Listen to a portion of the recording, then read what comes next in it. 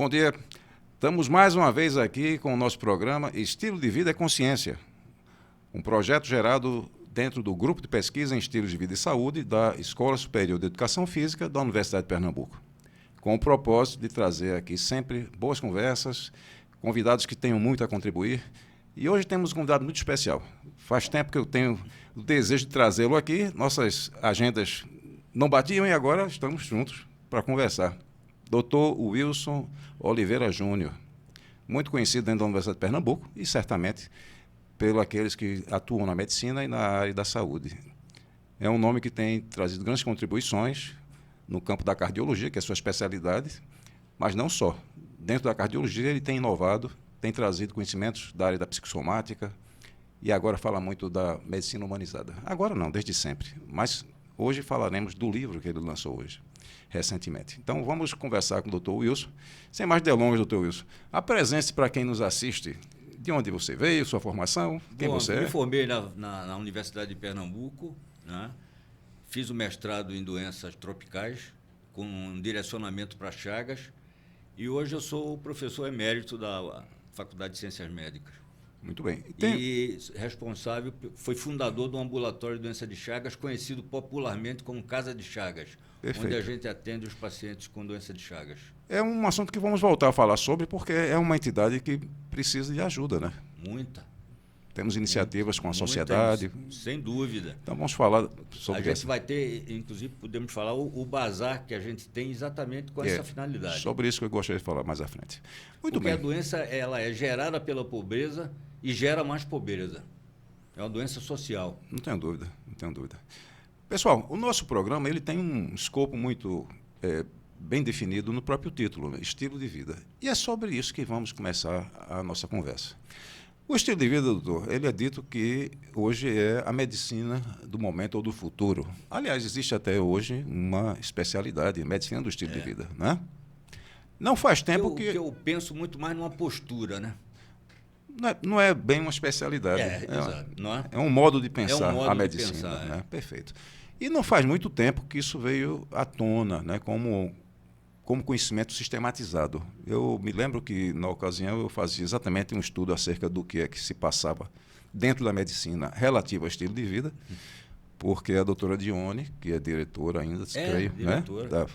Me solicitou uma disciplina que tratasse disso na formação médica. E eu preparei essa disciplina e tive que fazer uma revisão de ver o que é que a medicina estava propondo nesse sentido. Né? Então, surgiu em 2015, na verdade, como um movimento organizado, né? Na Universidade de Harvard, quando aquilo foi ganhando corpo e hoje tomou áreas de especialidade médica. Né?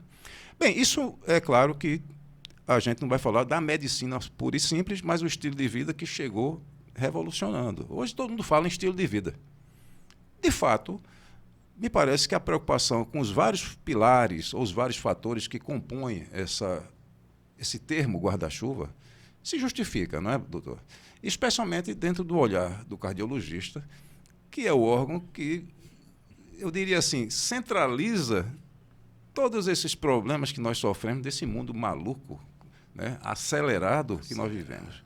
Fale um pouquinho do que o senhor percebe sobre essa mudança na conduta médica, na preocupação com o estilo de vida, enfim. Não, eu acho que é um grande avanço, porque, veja bem, a gente vive um momento que a gente chama de uma medicalização excessiva, ou seja, o uso de medicamentos para tudo. E isso leva à polifarmácia. E a polifarmácia traz muitas consequências em relação a efeitos colaterais das medicações.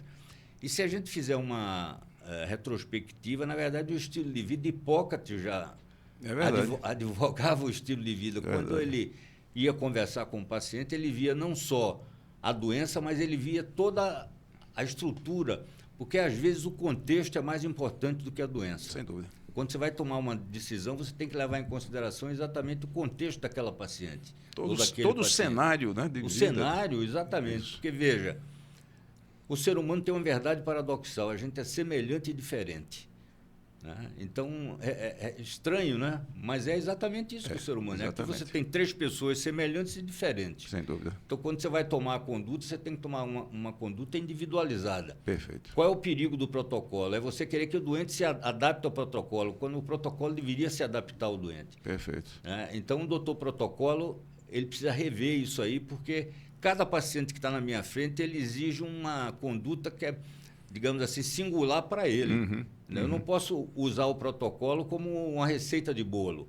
O protocolo é uma bússola, ele me ajuda a cometer menos erros. Claro, claro. Mas jamais uma medicina à prova de erros. Perfeito. Né?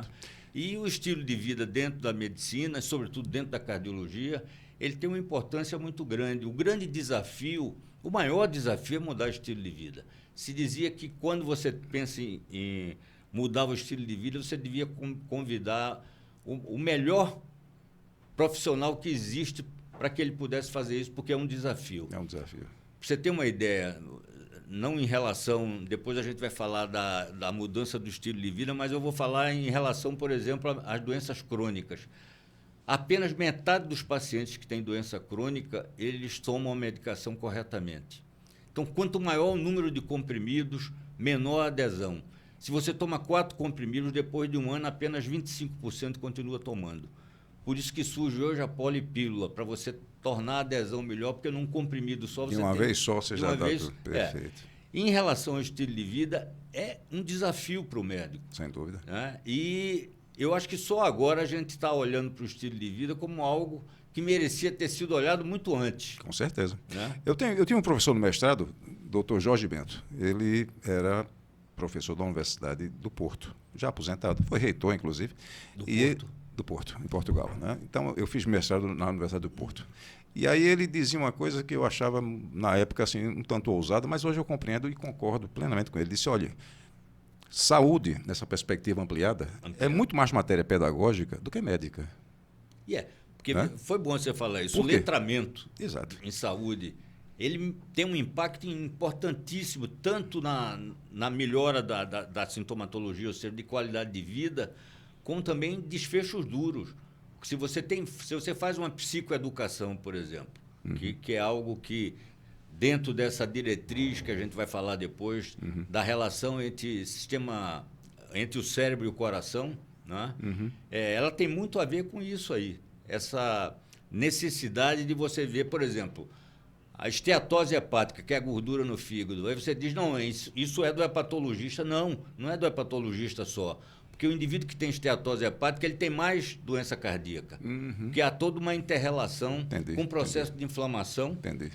A mudança do estilo de vida vai impactar, inclusive, na melhora dessa subinflamação, que está relacionada com todas as doenças crônicas. Então, esse elo, quer dizer, o que a gente tem que fazer é deixar de tratar partes do corpo e tratar o corpo como um todo e essa inter-relação entre os sistemas. Perfeito, perfeito. E outra coisa que o senhor colocou, a mudança no estilo de vida vai ajudar no tratamento. E a gente teria que, talvez, antever a situação, ou seja, o estilo de vida para não permitir que o sujeito adoeça. Né? Que é o grande, seria a prevenção. A prevenção. A prevenção. Né? Isso seria ideal. Eu acho que, do ponto de vista, digamos assim, teórico, eu acho que a gente tem um entendimento muito bom em relação a isso. O que eu acho é que é uma dissonância entre o discurso e a prática. Exatamente. É você realmente tentar seduzir o doente para ele mudar o estilo de vida. Não é fácil.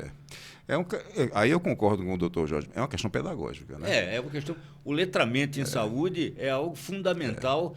A gente, inclusive, tem falado muito isso.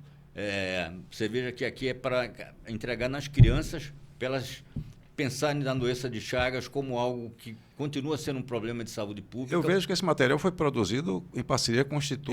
Eles fizeram para a gente isso. O Maurício de Souza. Maurício, Muito bom. E aí vocês entregam esse sistema para as crianças... Para as crianças. Que eventualmente vão ser... Porque a doença... Não fugindo, mas a doença também se transmite de mãe para filho. Ah, é? É. Não sabia. Aí a gente, num outro momento, vamos conversar sobre isso. Isso é mais especializado, né? Eu acho, William, que realmente esse olhar para o estilo de vida com mais seriedade é fundamental e é uma coisa mais recente. Isso aí. Era como se fosse uma coisa menor. É verdade. Quando, na verdade, eu não acho que é menor. Eu acho até que, como você falou, como prevenção, é onde a gente pode atuar mais. Exato, exato. O autocuidado, né? Eu tenho lido algumas coisas nessa área da chamada medicina do estilo de vida, né? Então, há estatísticas, evidentemente, que às vezes a gente não sabe exatamente de onde veio o dado, mas são dados confiáveis, dada a origem da informação.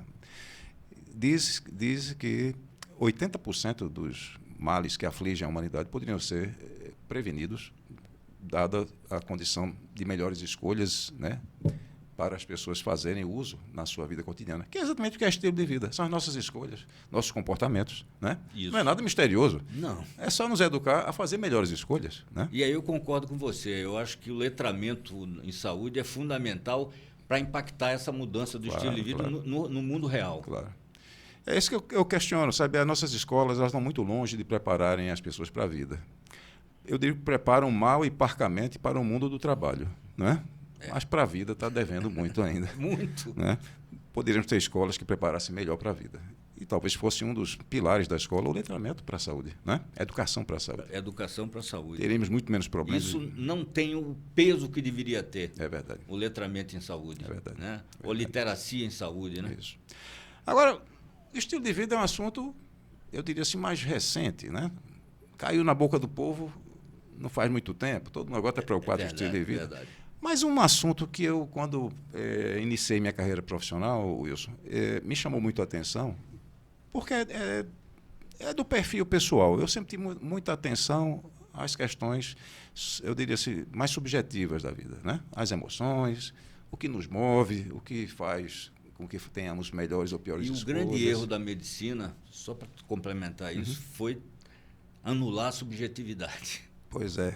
Aí, nesse sentido, eu lembro quanto você era uma figura de referência, aí ainda é, mas eu lembro muito lá atrás, na área da chamada medicina psicossomática. Né? Isso. Que eu não sei se ainda se chama medicina psicossomática. Se chama. Se chama ainda. Falemos um pouquinho, o que é psicossomática? Veja, na verdade, a psicossomática seria, quando você adoece como um todo. E também era muito a influência da emoção na saúde e nas somatizações. Quer dizer, na verdade, muitas vezes eu digo que é o corpo que chora. Quando você não consegue colocar sua dor em lágrimas, seu corpo começa a chorar. Então, é muito comum, sobretudo no meu caso, que não sou psiquiatra, as pessoas me procurarem com queixas físicas, mas que, na verdade, são queixas relacionadas a sofrimento mental. As emoções. As emoções. E quando você adoece como um todo, você não adoece o órgão. Então, a medicina psicossomática defende a medicina da pessoa e não a medicina da doença. Muito bom. Né? A ideia de que, quando você procura o médico, na verdade, você está, como você colocou antes, esse paciente traz um sofrimento que é um sofrimento único. Não há ninguém que tenha um sofrimento igual. Você pode ter a mesma doença, mas o impacto daquela doença em cada pessoa é único. É distinto. Né? Daí a necessidade de você não tratar a doença, você tratar a pessoa. No meu consultório não entra um coração, né? Entra uma pessoa. Entram pessoas que têm um coração. Que tem um coração. Perfeito. Né? Eu fui formado muito para tratar um corpo sem alma. A gente ouve todo o tempo na faculdade, não se envolva, né? É verdade. Se você não se envolve, como é que você se desenvolve? É verdade. É difícil não se envolver, né? Difícil. Como você e eu, a gente tem uma profissão de ajuda. Né? A nossa profissão é uma profissão de ajuda. É verdade. E eu acho que essa visão de tratar um corpo sem alma, ela é muito incompleta. Então, a psicossomática seria essa coisa da medicina da pessoa. Quer dizer, a relação das emoções com a doença, como também a gente fala sempre do lado negativo em relação, mas as emoções positivas, tanto é que você tem hoje a psiquiatria positiva e a psicologia positiva como um tipo como uma subespecialidade dentro da psiquiatria porque se verificou que essas emoções positivas também protegem você. Claro. Da mesma forma que as negativas deixam você mais vulnerável às doenças, as emoções positivas teriam esse valor. Por exemplo, o exercício. A gente sabe hoje que o exercício tem um impacto importantíssimo na saúde mental. Isso, não é perfeito. só no corpo. Verdade. Né? Então, a psicossomática seria isso, ver o indivíduo como um todo. Tenta fazer uma analogia com a medicina do estilo de vida, e vamos chamar assim, medicina do estilo de vida, medicina psicossomática. Embora as coisas não tenham barreiras, Eu nem acho que limites. se interligam. Fazem parte de um todo, né? Mas A exemplo do que nós entendemos sobre estilo de vida e a utilidade de se educar as pessoas para fazerem melhores escolhas, né? Para se comportarem de modos mais proativos e benéficos à sua saúde. Isso é matéria pedagógica, a gente ensina, né? A razão disso. A pessoa toma, a partir daí, suas próprias escolhas quando é bem educado. O seu professor tem razão, é matéria pedagógica. É matéria pedagógica. A mesma coisa eu queria perguntar acerca da psicossomática. É possível educar para termos melhores emoções? Melhor controle sobre isso? Existe? Sim. Eu acho que é possível, sim, pela psicoeducação, por exemplo, seria um pilar hoje, inclusive, que essa diretriz da Sociedade Europeia de Cardiologia coloca, né? É fundamental a literacia em saúde. E eu acho que quando você fala na medicina do estilo de vida, na verdade é isso. E um outro aspecto que eu acho importante nessa visão, William, é, na verdade, você tornar o doente ativo. Sim. E não um recebedor passivo. Perfeito. De mensagem. É como o Paulo Freire dizia, educação bancária, né? Uhum. Você fala e o estudante deglute sem refletir. Pois é. A gente vive um momento de muita ação, mas de pouquíssima reflexão. É verdade. E o que se deglute, um dia vai ter que sair como escória, né? Exatamente. Pois é, vai sair como escória. Então, a psicossomática, na verdade, eu costumo dizer que não é uma especialidade, é um resgate. Na verdade, a medicina nasceu psicossomática. Sem dúvida. Eu costumo dizer que o exercício da medicina inclui ciência, arte, tecnologia e humanismo. Então, na verdade, veja como é diferente, uhum. Né? Como a ciência só não dá conta. É verdade. Né? A ciência só ela vê muito o objetivo. Né? O subjetivo hoje na medicina ele é pouco valorizado. Sem dúvida. Exatamente porque é algo que é intangível. Né? Dá mais trabalho também, né, Wilson? Muito mais trabalho. Para o especialista. Por exemplo, para mim é muito mais fácil tratar uma doença orgânica. Por exemplo, o que eu gasto de energia para tratar uma paciente com depressão é muito maior. Pois é. Para você tirar ele desse momento que a depressão, na verdade, como se diz, é uma morte em vida. É o câncer da alma. É um estado de inércia. Né? Você fica parado. Né? E é uma doença subdiagnosticada. É verdade. Muitas vezes os sintomas são físicos. As pessoas pensam que depressão é uma doença do pescoço para cima. Não. É uma doença sistêmica. É a segunda causa de invalidez hoje. De dias perdidos no trabalho. No trabalho. É mesmo. Era a quinta, agora é a segunda. Que coisa. Mas é muito mal diagnosticada e muito mal tratada ainda. Quando eu falei lá atrás que dá mais trabalho fazer exatamente a abordagem no sentido... Eu complemento muito mais. Mas eu não estou dizendo que não devamos ter esse trabalho. O trabalho não é indesejável. Mas tem um salário espiritual. Exatamente. O trabalho não é indesejável. É mais efetivo, inclusive. Né? Quando você trabalha mais e melhor, o resultado é mais sólido. É mais sólido. Com certeza. Sem dúvida. E é aquela coisa que eu estava dizendo, essa alegria de ver o doente mudar de patamar, ter muito mais ação sobre sua própria saúde. Exato. É tirar ele de uma posição passiva para uma posição ativa. Por exemplo, uma coisa que tem nos ajudado muito foi a criação da primeira associação de pacientes com doença de Chagas do mundo. Hoje a gente tem a Federação Mundial das Associações. Aí você diz, a doença de Chagas existe em outros países migrantes. Por exemplo, na Espanha, quando eu fui inaugurar a Associação de Portadores de Doença de Chagas em Barcelona, a grande maioria, todos eram migrantes do Equador e da Bolívia. Então a doença hoje universalizou, né? Originalmente é uma doença sul-americana. Originalmente sim. Os países endêmicos estão e os países não endêmicos são a migração. Migração. Que hoje, evidentemente, é muito maior, né? Muito grande, né? Dadas as possibilidades de viagem transcontinentais. Sem dúvida. Etc, né? É aí que surgiu Aliás, não só o Chagas, mas quantas outras doenças não estão doenças fazendo passagem pelos aeroportos. Né? Passagem pelos aeroportos. Mas eu acho, William, que essa ideia do estilo de vida resgatando essa seriedade com que ele deve ser utilizado. Perfeito. Porque há uma tendência a utilizar ou a olhar o sofrimento mental como sofrimento de segunda categoria.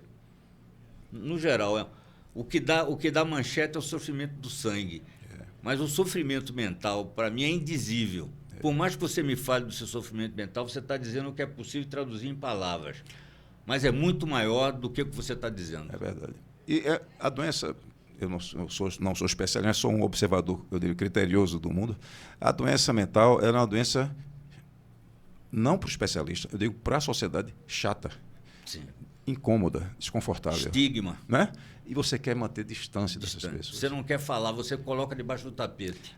E as pessoas que sofrem, muitas vezes, são isoladas também, porque, de um certo modo, exteriorizam o seu sofrimento e incomodam as pessoas. Né? Verdade. Quando você tem uma doença mesmo grave, como um câncer, um infarto, só você sofre. Né? Verdade. As pessoas se preocupam, mas você não incomoda ninguém.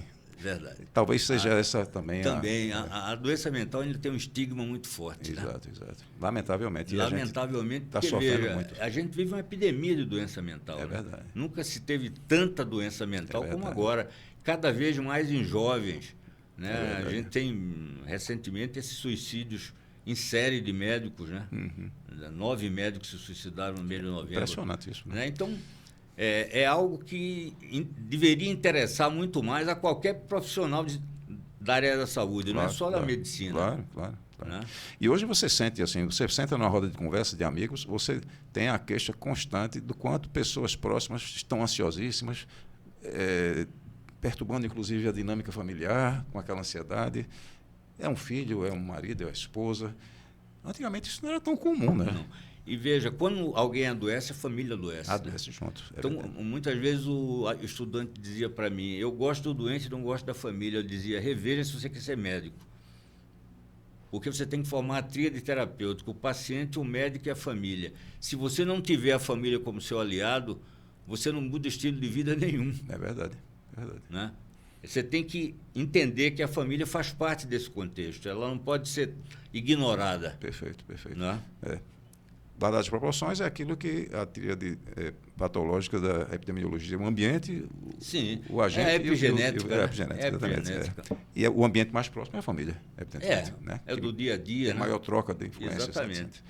Muito bem, Wilson. A psicossomática, então, ela está viva. Está viva, sim. E está chegando nas escolas de medicina? Não, eu acho que ainda há um gap enorme entre o que se fala e o que se faz. Né? Acho que melhorou, por exemplo, na minha época de estudante, a gente tinha muito menos, por exemplo, hoje a gente tem pessoas que falam, eu sempre sou convidado para falar da relação médico-paciente, da importância da relação médico-paciente. Tem a doutora Tânia Falcão, que é responsável por esse eixo humanístico. Então, houve progressos. Eu acho que seria injusto dizer que não houve progresso, como eu acho injusto dizer que a desumanização foi pela tecnologia. A tecnologia, na verdade, ela nasce para nos ajudar. Claro. Agora, como você usa, aí é onde está a iatrogenia, quer dizer, você usar a tecnologia em situações que ela não dá conta. Perfeito. Né? Aliás, esse é um assunto que você trata nesse livro aqui. Né? Que você, junto com um colega, o Ângelo, né? Lançaram recentemente Cardiologia Humanizada. Do coração à pessoa. Muito bem. E um dos tópicos que você trata é a questão da IA, da inteligência artificial. Inteligência artificial. Você acabou de falar dela também. Falemos um pouquinho sobre ela. Em que medida você julga que a IA ela pode atrapalhar, não digo nem a relação médico-paciente, eu digo a própria relação entre as pessoas, né? Dada esse problema que nós estamos vendo, inclusive países tomando medidas drásticas, proibindo o acesso a redes. Né? A Austrália recentemente proibiu 16 anos, a Europa tem restrições também. Né? O Brasil também, em relação ao aluno na sala de aula, na escola, enfim. Isso é uma preocupação muito grande. É claro que isso não é só IA, e não é da IA que ajuda o médico que nós estamos falando, é de um contexto muito mais amplo. Recentemente eu vi uma palestra do doutor Miguel Nicoleles, né? Um grande neurocientista. Sem dúvida. E ele diz, olha, a IA nem é inteligência, nem é artificial. Nem é inteligente, nem é artificial. Então, eu gostaria que quem faz a IA, né? E quem faz produz a IA? Fale um pouquinho, então, desse impacto, como você está percebendo, e já conversamos anteriormente, que nós somos 2 cérebros analógicos, né? Isso. Não apenas dada a nossa faixa etária, mas eu penso, no meu caso, uma escolha. Uma escolha. Né? Uma escolha. Sem dúvida. Né? Falemos um pouco. E não me arrependo. Nem eu. Então, falemos um pouco disso. Como você, médico, afeito a essa visão, né, holística da medicina, percebe essa interação do ser humano com essa tecnologia? Veja, eu não consigo ver essa coisa diabolizando ou endeusando. Eu acho que você não deve endeusar nem diabolizar a tecnologia, e no caso a IA. Eu acho que a IA, se bem utilizada, ela pode nos ajudar sim. Sem dúvida.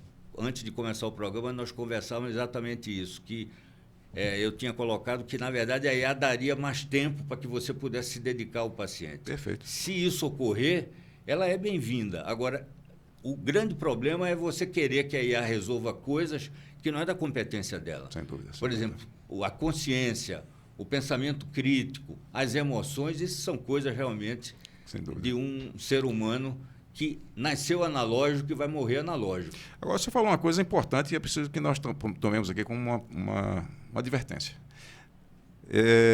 Houve época em que se falava sobre a tecnologia em geral, que os avanços tecnológicos seriam sempre benéficos na medida que ele desse mais tempo ao homem de ser mais homem. Exatamente. Né? Mas desde o início, desde a Revolução Industrial. Mas não aconteceu isso. Não aconteceu Pois isso. é. O que aconteceu é que o homem ficou com mais tempo para fazer mais trabalho, se desumanizar mais. Sem dúvida. Eu acho que a gente vive uma vida inumana. E delegando à tecnologia aquilo que podia ter sido feito por ele. Sem dúvida. Com essa nova tecnologia, me parece que isso pode acontecer também. Pode. Eu acho isso, que essa postura digamos assim, sectária em relação a isso, a achar que ela vai substituir o médico, eu não acho. Eu acho que ela pode ser uma ferramenta para nos ajudar. Perfeito. Depende de como você vai utilizá-la. E não acho justo dizer que a desumanização é pela tecnologia. A desumanização é muito mais complexa e envolve uma série de coisas, desde a formação médica. Perfeito. Se você continua, por exemplo, formando o médico dentro do modelo biomédico, ele vai continuar vendo um corpo sem alma. Sem alma. E aos pedaços. E aos pedaços. Médico de pedaços do corpo. É verdade. Muito bem. Agora, o livro é que motivou, neste momento, eu ter lhe convidado. E o livro trata de muita coisa, né?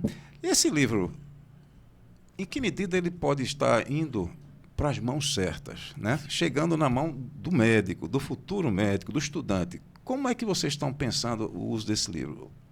Veja, o livro, eu concordo que houve uma aceitação até maior do que eu esperava. Uhum. Né? A gente praticamente esgotou aqui o livro na livraria, só tem na Amazon agora. Eu vi, e sob encomenda. Sob encomenda, Você né? tem que pedir e aguardar 45 dias. Não sabia disso. Eu acho, a ideia nossa é exatamente isso, que isso pudesse chegar não só ao estudante, como também ao médico que já exerce a profissão. Perfeito, perfeito. E que ele possa ver o quanto é importante essa visão humana. Por exemplo, muitas vezes se diz, você não pode ter uma medicina humana no SUS. Pode. Exatamente aquilo que nós falávamos antes, chamar o doente pelo nome, receber o doente à porta, mesmo com pouco tempo, depende de como você utiliza esse tempo. Claro, claro. Para o doente. E aí, nesse sentido, eu concordo, a tecnologia ela pode Poderia, né, exatamente. Essa liberação de tempo para você exercer. Se dedicar mais à relação médico-paciente. E como também um reforço àquilo que o médico precisa fazer. Ele precisa juntar dados, compreender um cenário e tomar decisão. Pois é, e isso ela faz bem. Faz muito bem, né? Não é? Mas não pode ficar na mão dela, né? O problema é que qual é o limite da tecnologia? Dizia Gilberto Gil, o comando humano, né? Isso. Esse é o limite. Sem dúvida nenhuma. Doutor Wilson, nós tivemos no passado um programa de reabilitação cardíaca. Naquela ocasião, parecia que nós estávamos trazendo assim, uma inovação, um grande avanço. A reabilitação ela não desapareceu, mas ela ficou, eu diria assim, ela ficou meio que escondida dentro desse mundo com tantas outras preocupações, né? E agora, com o recrudescimento dessas tensões que nós estamos vendo no mundo, de natureza econômica, guerras, né? Sem dúvida. Xenofobia, discriminações que parece que as leis chegam para... O etarismo. O etarismo. Na medida que se promulgam as leis para inibir esse tipo de conduta, parece que acirra mais, né? Parece que a gente excita as pessoas a serem mais preconceituosas. E é isso que a gente tem visto, né? A gente imaginava, depois da pandemia, que as coisas poderiam tomar um outro rumo, né? Podíamos nos tornar mais solidários, Sim, né? pois é. Mais empáticos, né? Mas não aconteceu. Empático, né? Não aconteceu. Pelo contrário. A quem pode acreditar isso? O ser humano, ele reage por medo? Ou... Não sei, o que é que poderia justificar isso? Eu estava lendo um trabalho recente que mostra que o Brasil está um dos países onde há mais desconfiança interpessoal. Isso, inclusive, atravanca o desenvolvimento econômico, porque se eu olho para você já desconfiando, eu não vou ter uma coesão social. Porque você é meu inimigo até prova em contrário, né? E vou usar minha energia para me defender de você. Em vez de ser para a criação. Ao invés de unir esforços. Né? Exatamente. Então, lamentavelmente. É interessante, por exemplo, na Suécia, nos países escandinavos, essa confiança é muito maior. É verdade. O Brasil está entre os países em que tem menor confiança interpessoal. Algumas pessoas acham até isso vantajoso, né? É a tal esperteza do brasileiro. O brasileiro é uma vantagem, né? Acha que é vantagem, né? Ser esperto, ser malandro, né? Dar solução de última hora para tudo. Eu acho que está aí o nosso grande problema, sabe? A gente confia muito nessas coisas extemporâneas. Gambiarras. Gambiarras, exatamente. E saúde não tem espaço para isso, né? Ou você faz a coisa certa, ou não consegue conduzir no caminho adequado. Eu penso que a educação, para tudo, a educação é o grande princípio. É o grande princípio, sem dúvida. Melhorar as nossas escolas, os currículos escolares. Isso tem sido mostrado na prática, né? Isso. Não é que a gente ache. Né? Isso tem sido demonstrado. Se você educa a população, e aí a coisa sai do individual para o coletivo. Exato. Você tem muito mais chance de se desenvolver, né? Isso nos idos dos anos 70, quando surgiu a discussão sobre promoção da saúde, né? Ainda na tal conferência de Alma-Ata, famosa conferência. Famosa. E depois, em Astena, né? Isso. Em 2018, confirmando tudo que tinha sido dito em Alma-Ata. Nada negócio, né? Pelo contrário. Então, a promoção da saúde é isso. É dar ao ser humano a condição para que ele possa, por seu próprio poder, o autocuidado. O autocuidado, a resolução dos seus problemas. Que depende da educação em saúde, da literacia em saúde. Exatamente. Eu penso que a medicina, nesse sentido, tem hoje um olhar sensível para isso, né? Eu conheço muita gente dessa área, da medicina, da promoção da saúde, da medicina social, né? Ou da medicina coletiva, a saúde coletiva. Saúde coletiva. E eu acho que isso foi um grande avanço. E o Brasil, nesse sentido, apesar de eu ter dito que o brasileiro é afeito a gambiarras, mas nesse sentido o Brasil tem dado exemplos para o mundo, né? Claro, com as deficiências que nós conhecemos de natureza socioeconômica. Que nós conseguimos, por exemplo, com o tabagismo, né? Exato. Então, a própria imunidade, a imunização, né? Houve um retrocesso recentemente, mas a gente vinha dando esse exemplo para o mundo. E eu acho que o Brasil tem... o próprio programa da AIDS, né? Exatamente. Foi Então, o Brasil, nesse sentido, tem dado, de fato, exemplos maravilhosos. O SUS é um modelo. Né? O SUS, se não existisse, tinha que ser criado. Sem dúvida. Tem falhas? Tem, mas você imagine a pandemia ser um SUS. Mas existe um certo orgasmo em criticar o SUS. É verdade. E as pessoas não sabem o que o SUS faz. Nem os médicos mesmo. Olha, eu me atrevo até a dizer que muita gente, especialmente do nosso meio de convívio, pensam sobre o SUS de uma forma tão distorcida que às vezes até dá cansaço tentar argumentar, né? Mas eu tenho ouvido, inclusive, de pessoas de fora do país que tiveram a oportunidade de usar o SUS. Isso. O encantamento. Quer dizer, eu não imaginei que isso pudesse... Recentemente, eu digo um ano passado, talvez, um jovem sueco, que mora na Alemanha, genro do meu irmão, que mora fora há muitos anos também, eles vieram passar as férias aqui, teve um problema de saúde e foi ao SUS. Eles estavam na cidade interior, inclusive em Pipa. Né? E procuraram o posto lá de saúde, né? E depois vieram para Recife, a gente almoçou juntos. E ele estava encantado. Ele disse, olha, eu não imaginava que no Brasil os sistemas de saúde pública funcionassem daquele jeito. E é interessante isso, que, por exemplo, as pessoas olham para a América como se fosse a melhor medicina, né? Tecnologicamente, eu até admito que eles evoluíram muito, mas, por exemplo, na relação médico-paciente, é um desastre. É um desastre. Porque o médico tem medo do processo. É a medicina defensiva, né?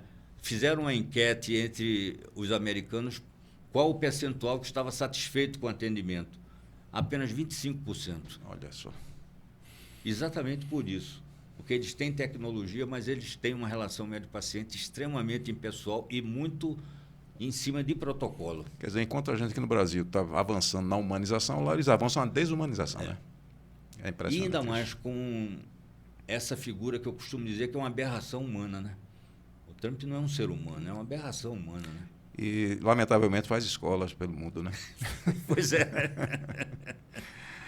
Pois é, Wilson. Eu gostaria de estender a nossa conversa, mas o tempo sempre é nosso Já? inimigo. Não, vamos pensar o que é que podemos deixar como mensagem. O que é que você gostaria de dizer a Não. partir da sua própria... Eu percebi, Wilson, aí me permita, foi um olhar, como eu diria, muito pouco detalhado, porque eu não tive acesso à obra física. Sei. Tinha fila de espera, eu tive que esperar. Não, eu vou lhe dar esse. Ô, rapaz! Mas Está grifado, mas aí tudo bem. Mas eu gostaria de ter lido antes para conversar com mais profundidade. Aí não tive a oportunidade. Mas eu percebi pela sinopse, que aí eu pedi a IA para fazer uma resenha. A IA, nesse momento, me ajudou bastante. Que está aqui, talvez, um condensado de toda essa experiência que você trouxe ao longo da sua formação, das suas, né, atuações como clínico, como médico. Na verdade, o que a gente fez foi exatamente isso. Digamos assim, peregrinar no sentido de conseguir pessoas que têm esse mesmo olhar. Uhum. E foi muito interessante que eu descobri mais pessoas do que eu esperava. Interessante isso. Então, isso foi um alento para a gente. Não estava tão só como não, pensava. Não é aquela história, quando você sai da manada, a solidão lhe acompanha, né? Mas, de repente, alguns outros membros também acompanham. Também, Né? exatamente. Então, os conspiradores, como a gente sempre se coloca, mostraram que é possível, sim, mesmo dentro de situações que não são muito favoráveis, você exercer uma medicina humanizada. Sem dúvida. Por exemplo, o olhar para o doente. Uma das queixas mais comuns que eu tinha na comissão de humanização, quando eu recebia da ouvidoria, era ele nem olhou para mim, agora ele só olha para a tela. Né? Então, a gente está vivendo esse momento, que é um momento crucial e que eu acho que a medicina tem sido muito questionada, em que pese todo o avanço tecnológico. Sem dúvida. Aquilo que a gente conversava antes, a gente vive uma obesidade tecnológica e uma desnutrição humana. Uhum. Então, isso não quer dizer em nenhum momento que eu sou contra a tecnologia. Não é isso, a gente não está aqui diabolizando a tecnologia. A maior prova é que eu digo que é injusto você culpar a desumanização pela tecnologia. Eu acho que vem em situações, por exemplo, a própria situação do médico, a profissão médica está uberizada, você vai da formação também. Uhum. Então, são vários fatores envolvidos. Claro que se você usa a tecnologia erradamente, você contribui também para a desumanização. Mas não é ela responsável pela desumanização. Claro. E é preciso dizer também que não são todos os médicos, nem toda a medicina que está carente de humanização. Existe uma ala ainda bastante expressiva e cada vez maior, talvez, né? Dada a introdução dessa temática na formação do jovem médico. Porque sem dúvida. Talvez na sua geração você não teve isso dentro do seu currículo. É verdade, né? Verdade. Hoje já existe. Já existe. Né? Então houve avanço. Né? Houve avanço, com certeza. E eu tenho ouvido do mesmo jeito. Mesmo aqui, o teu programa, o teu projeto de reabilitação também é um... Só que eu acho que é isso que você falou, a reabilitação na cardiologia não tem o peso que ela deveria ter. Pois é, rapaz, eu acho que eu nem concluí a minha pergunta, que era essa. Então, daquela época para cá... Sobretudo entre nós aqui. Isso. Porque a reabilitação, ela tem, num certo sentido, ela tem a mesma pegada disso que a gente está falando aqui. Né? Embora dúvida. Muito fisiológica, muito contextualizada na questão do tratamento, mas, de um certo modo, a gente devolve ao indivíduo esperança. Né? Muitas falas... O verbo esperançar é fundamental, né? Pois é. Um projeto de vida sem projeto fica difícil. Com certeza. Eu me lembro quando eu coordenei esse programa que nós tínhamos aqui na Universidade de Pernambuco, o Cardioativo, chama-se Programa Cardioativo. Me lembro, agora estou lembrando do programa. Era uma fala corrente de muitos pacientes dizer que, olha, a melhor coisa que aconteceu no meu foi ter tido um infarto, porque eu aprendi como eu devo viver. Não fomos nós, evidentemente, que fizemos esse ensinamento. Mas o fato deles terem percebido que existem modos de viver melhor do que aquele que levou ele a adoecer, isso. É uma mudança de paradigma na vida de muitos pacientes. Né? Só que não são todos que passam por esse processo de transformação. E aí, quando eu penso Por que o programa, por que a reabilitação cardíaca nesse sentido não vingou, né, dentro da cardiologia, né? A cardiologia continuou muito pautada no aspecto cirúrgico, que avançou muito. E na medicalização. Na medicalização, que se justifica plenamente pelos efeitos. Não é isso ou aquilo, né? É isso e aquilo. Pois é, mas a reabilitação poderia ter crescido mais, né? Mas parou um pouco aí na sua história. Aqui e acolá você vê ainda um foco de resistência fazendo, né? O Tales de Carvalho é um nome expressivo no Brasil, mas é quase um Dom Quixote, né? É um defensor solitário. Santa Catarina. De Santa Catarina, É. né? Quando ele foi do DERC, na época, Exato. ele foi diretor do DERC. Ele Foi contemporâneo meu lá na residência, na USP. Ah, foi? Foi. Ele foi de lá. Ele tentou criar uma rede nacional de programas vinculados a universidades públicas, né? Capitaneada, evidentemente, pelo Ministério da Saúde. Na época era Humberto Costa o ministro. Mas aí, infelizmente, veio aquele... Eu não me lembro, foi o problema do sangue, que chamou-se a crise do vampiro, né? Tudo dá-se nome. Ah, sim, né? foi. Depois teve das ambulâncias, teve um problema. Das ambulâncias. E Humberto caiu. Politicamente, ele não se sustentou. E a ideia do programa morreu ali mesmo, né? Foi. Quer dizer, seria um avanço, o Brasil seria mais um exemplo que o Brasil daria para o mundo, né? Criar uma rede nacional de programas de reabilitação cardíaca. Mas quer dizer, isso não vingou. Não vingou. Lamentavelmente. Morreu. Mas aí eu pergunto a você, mas você, se fizer uma retrospectiva, você acha que vem crescendo?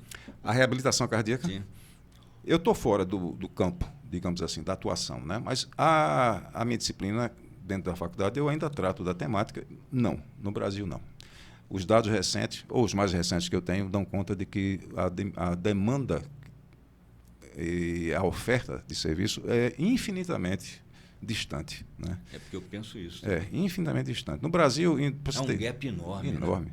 Em 2018, é o dado mais recente que eu tenho, 19, desculpe. Em 2019, tínhamos 42 programas ativos no Brasil.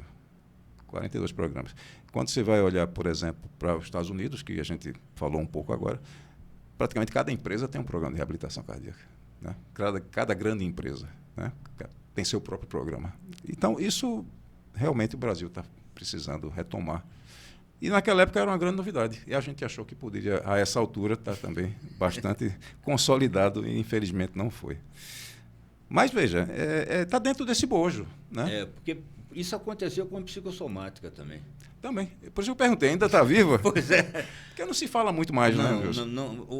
Houve esse momento que eu te disse, né, que a gente tinha vários, praticamente em todos os estados, de todas as regiões, tinha uma representação regional. Uma né? regional. A nossa aqui, inclusive, foi uma das mais antigas. Mas hoje o movimento psicossomático, em relação ao Brasil, realmente não tem tido expressão. Não corresponde às expectativas que vocês tiveram. Né? E o valor, né? Porque, na verdade, todos esses outros nomes que se dá hoje veio da psicossomática. Sim. E, às vezes, a gente nota que o nome ele tem um atendimento ao mercado também, né? Sem dúvida. Por exemplo, o que é que está se falando? Estilo de vida. O tema humanização se usa muito no marketing. Isso. Mas há uma diferença enorme entre o que se coloca no discurso e a prática. Na prática, exatamente. E outra coisa, a desumanização não é só no serviço público, não. Em algumas situações, o serviço público é mais humanizado do que o privado. É verdade, é verdade.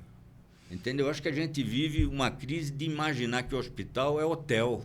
Na verdade, quando a gente adoece, a gente quer que um outro ser humano nos acolha e entenda a nossa dor como uma dor que é muito mais ampla do que a dor do órgão só. Isso. Né? O adoecer, ele é complexo, entendeu? Ele mexe com autoestima. Por exemplo, no caso do infarte, pelo simbolismo do coração, é muito comum a chamada depressão de volta ao lar. Quando você volta e começa a raciocinar, e agora eu posso fazer isso? Existe um mito de que a doença do coração, por exemplo, torna você assexuado. Isso. Inclusive, um dos capítulos aí que eu falo é exatamente a sexualidade no cardiopata. Uma pausa para a reflexão, que é um assunto que pouco se conversa. Eu fiz um trabalho há muito tempo que apenas 10% dos cardiologistas conversavam sobre sexualidade após o infarto. E se você não fala, o doente pensa que é proibido. O silêncio funciona e deve partir do médico. Claro. Eu me lembro, na época que nós tínhamos o programa, contamos com a ajuda de uma psicóloga que era do hospital. E, salvo engano, trabalhou com você. Quem é? Eu estou tentando me lembrar o nome dela, rapaz, faz tantos anos isso. Daqui a pouco eu venho à Tá. memória. E ela comentou na época exatamente isso, a necessidade do apoio ao paciente cardiopata na questão da sexualidade. Então, ela pediu que a gente encaminhasse para ela, caso Foi detectasse. Vitória? Rapaz, eu me lembro que ela era baixinha, bem alvinha, cabelo preto, assim, curto, mas não lembro o nome dela. E foi muito útil aquela participação, aquela parceria conosco. E assim fazíamos. Ela não podia atuar conosco pelo tempo que ela tem dedicado lá, mas ela recebia, eventualmente, nos encaminhamentos. E depois tivemos a participação de uma outra psicóloga que fazia um trabalho conosco nos projetos de extensão, e ela nos deu um apoio também. Mas, assim, não era a área de especialidade dela.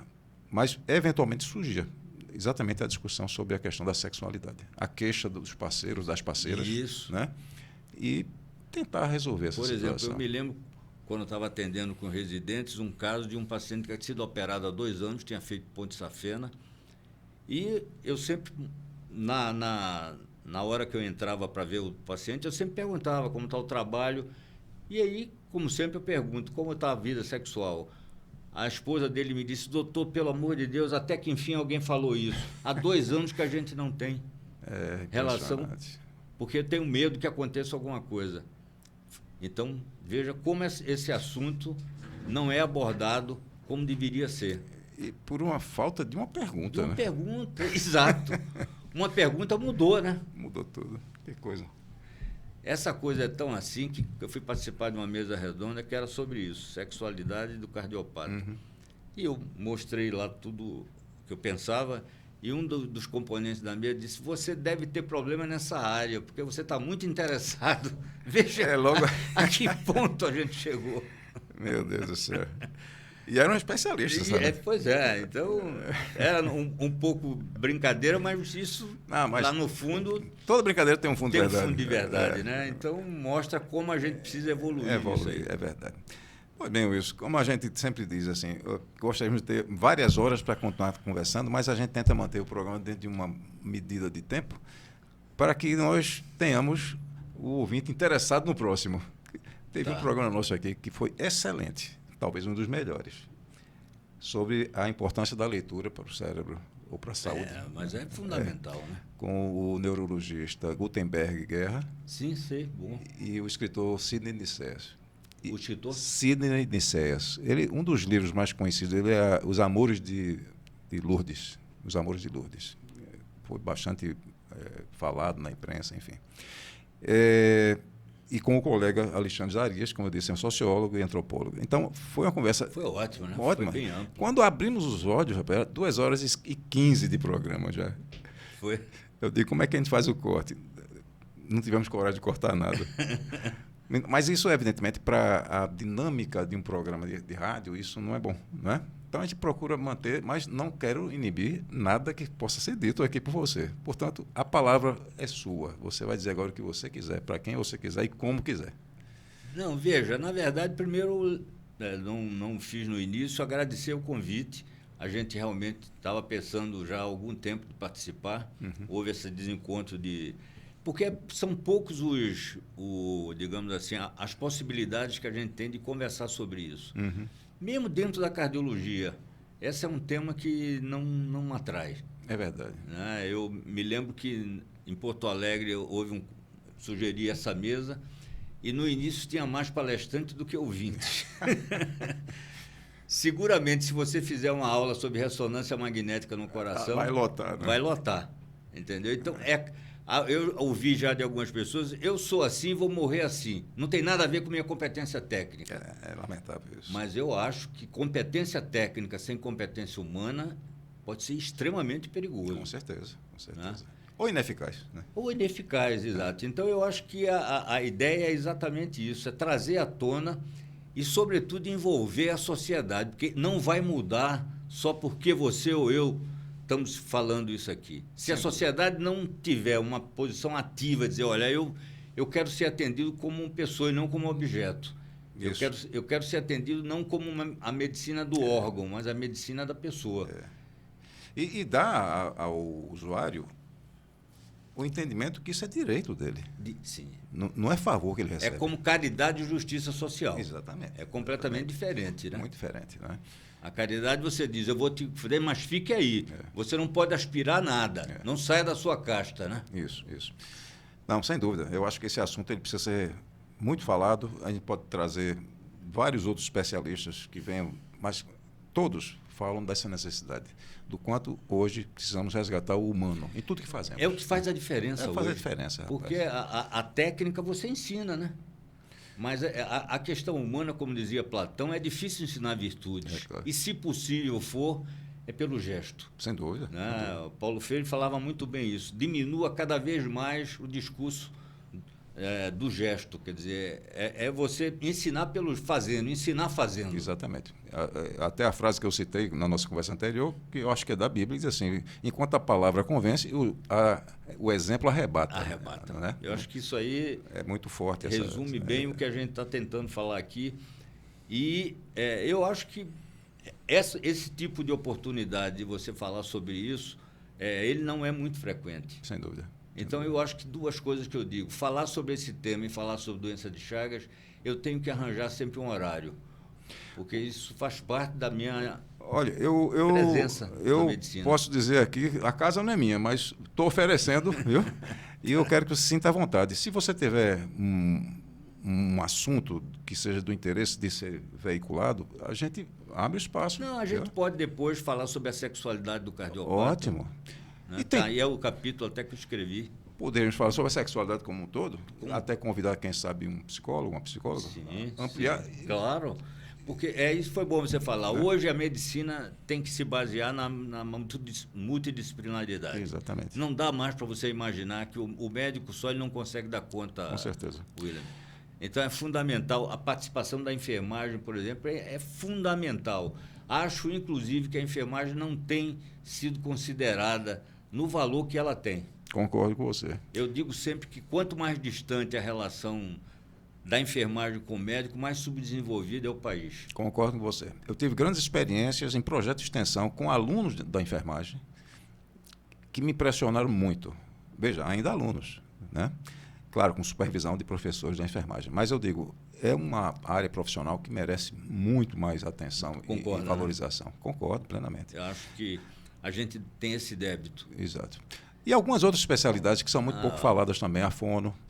Eu tive também muita experiência com o pessoal de TO. Outra especialidade que eu tenho assim, um maior respeito ao pessoal da terapia ocupacional, sabe? E é muito pouco falada, muito pouco vista, né, pela sociedade. Sem dúvida. Né?